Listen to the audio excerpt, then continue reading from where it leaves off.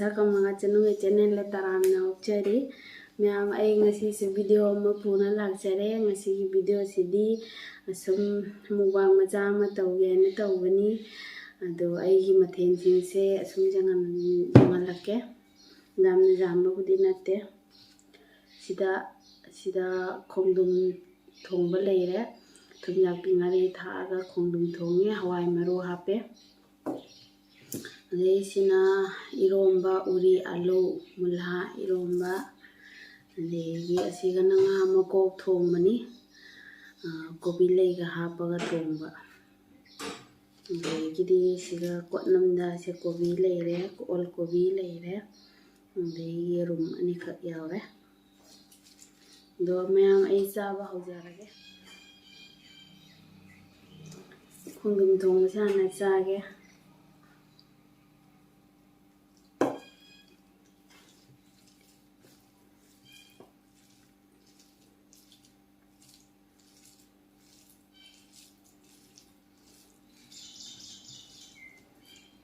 ꯑꯗꯣ ꯃꯌꯥꯝ ꯑꯍꯥꯟꯕ ꯆꯥꯛꯈꯨꯝꯁꯤꯗꯤ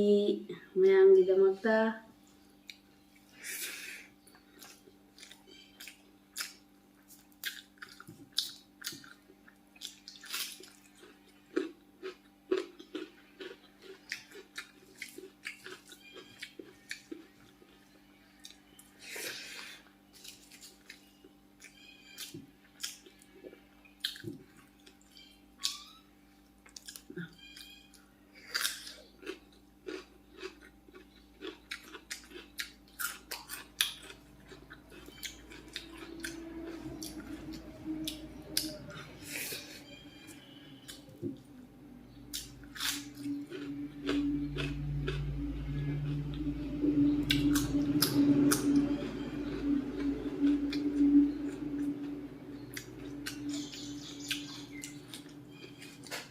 ꯍꯥꯎꯋꯦ ꯈꯣꯡꯗ꯭ꯔꯨꯝ ꯊꯣꯡꯕꯁꯦ ꯍꯟꯗꯛ ꯅꯤꯡꯊꯝꯊꯥꯒꯤ ꯑꯍꯥꯟꯕꯅꯤ ꯍꯥꯎꯕꯅꯤ ꯅꯤꯡꯊꯝꯊꯥꯗ ꯈꯣꯡꯗ꯭ꯔꯨꯝ ꯊꯣꯡꯕ ꯆꯥꯕꯁꯦ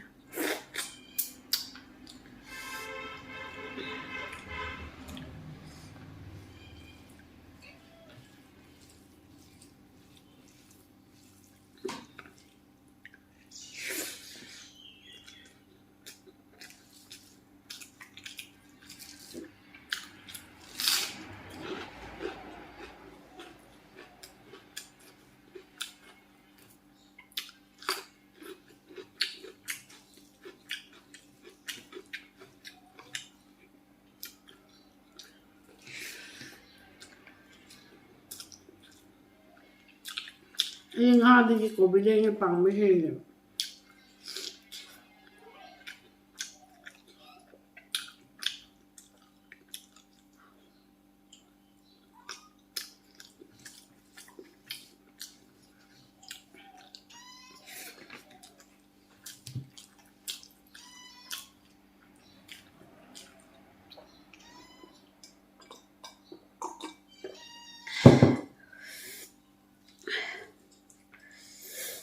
ꯍꯣꯏ ꯉꯥ ꯊꯣꯡꯕ ꯉꯥ ꯃꯀꯣꯛ ꯊꯣꯡꯕꯗꯤ ꯍꯥꯎꯕꯅꯤ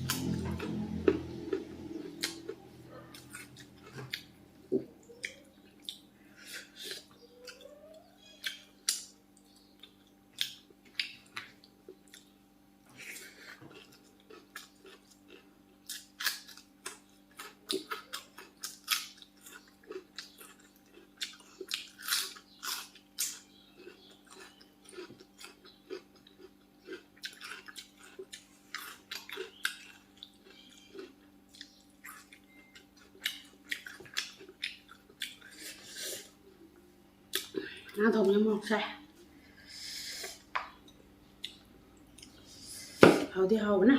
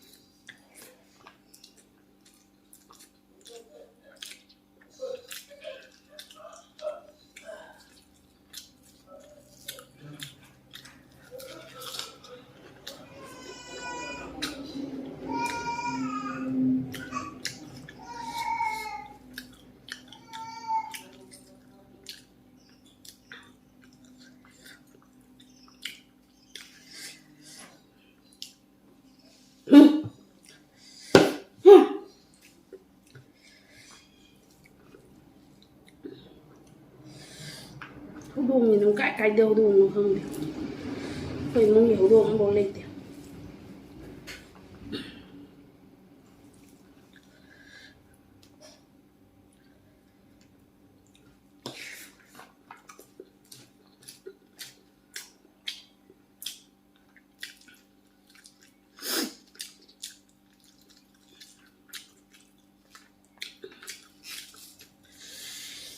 rồi mẹ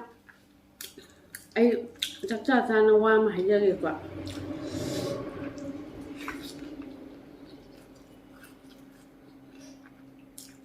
subscribe với cái app download cái kênh nó ấy subscribe với cái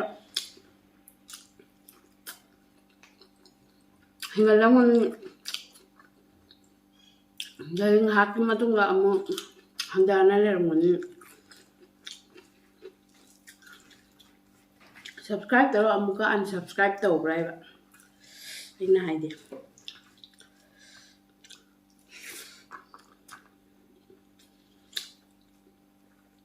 mẹ không cho đi còn mình làm chọc điểm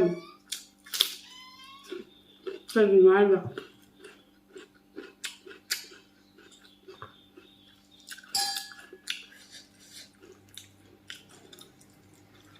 rồi đi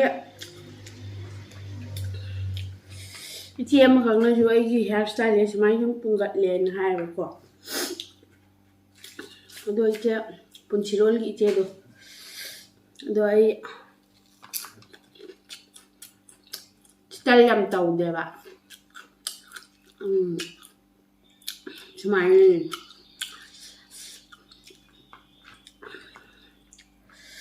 타도 거동나 타다 거다나 떠보도 해나디야 봐 앙아가 찐문에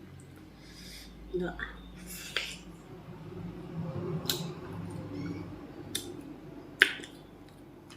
머럭머럭 좀 하나 잘할게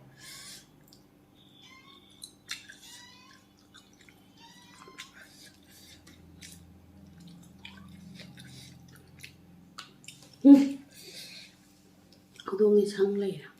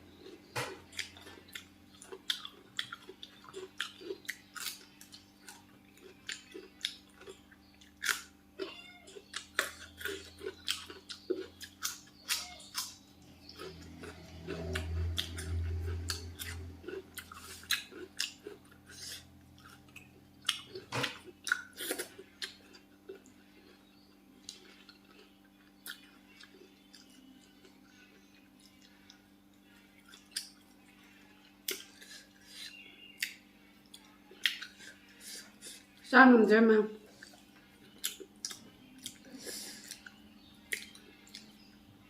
ꯌꯨꯝꯗꯗꯤ ꯆꯠꯊꯣꯛ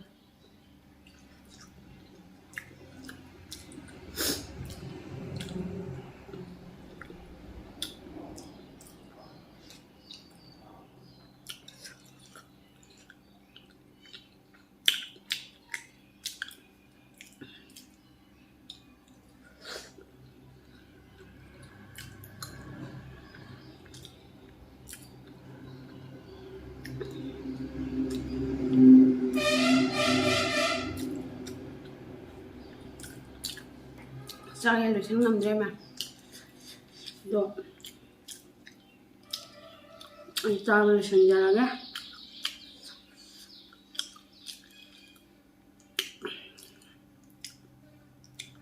ꯚꯤꯗꯤꯑꯣꯁꯦ ꯃꯇꯥꯡ ꯁ꯭ꯋꯥꯏꯗ ꯂꯣꯏꯁꯤꯟꯖꯔꯒꯦ ꯑꯗꯣ ꯚꯤꯗꯤꯑꯣꯁꯦ ꯂꯣꯏꯁꯤꯟꯗ꯭ꯔꯤꯉꯩ ꯃꯃꯥꯡꯗ ꯑꯩꯒꯤ ꯆꯦꯅꯦꯜꯁꯤꯕꯨ ꯂꯥꯏꯛ ꯁꯕꯁꯀ꯭ꯔꯥꯏꯕ ꯁꯤꯌꯔ ꯇꯧꯕꯤꯔꯝꯃꯨ ꯃꯌꯥꯝꯅ ꯁꯤꯌꯔ ꯇꯧꯕꯤꯔꯒ ꯑꯩꯁꯦ ꯍꯦꯟꯒꯠꯄ ꯑꯣꯏꯗꯣꯏꯁꯦ ꯑꯗꯨꯅ ꯃꯌꯥꯝꯅ ꯅꯨꯡꯁꯤꯕꯤꯗꯨꯅ ꯁꯤꯌꯔ ꯇꯧꯕꯤꯌꯨ ꯁꯕꯁꯀ꯭ꯔꯥꯏꯕꯁꯨ ꯇꯧꯕꯤꯔꯝꯃꯨ ꯃꯌꯥꯝ ꯕꯥꯏ ꯕꯥꯏ